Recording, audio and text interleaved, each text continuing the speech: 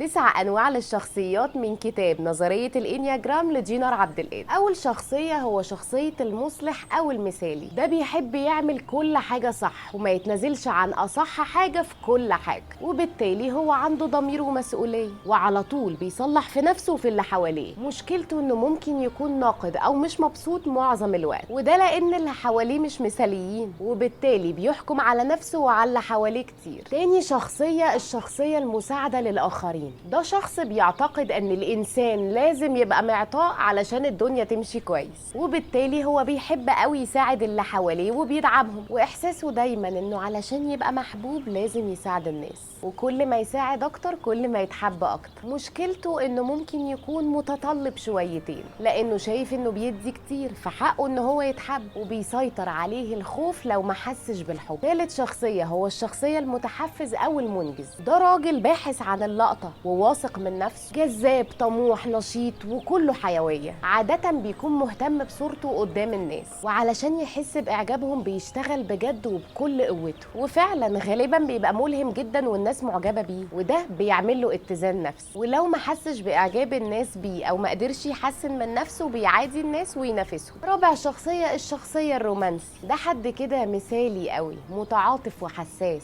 ده مشكلته أصلا مع نفسه. التوازن النفسي عنده بيحصل لو قدر يفهم مشاعره هو الشخصية، بيحب فعلا ولا معجب، بيكره الشخص بجد ولا متضايق من تصرفاته. ولو ما قدرش يفهم مشاعره بيجيله خلل نفسي، ويبتدي يتجاهل مشاعره ويفقد الثقة في نفسه، ويفقد الثقة في الحكم على أمور حياته كلها. خامس شخصية الشخصية المفكر أو المراقب. ده اللي بيدقق ويحقق في كل تفصيلة، كل حاجة بيفكر فيها جات ازاي وليه وايه اللي ممكن يحصل. بيحصل له توازن نفسي لما يلاقي إجابات لكل أسئلته، ولو ما قدرش يوصل للفهم بيبتدي يتقوقع ويبعد عن المحيطين بيه. لسه في 4 شخصيات كمان هقوله لكم الفيديو الجاي، طلعتوا واحد فيهم قولولي في الكومنت.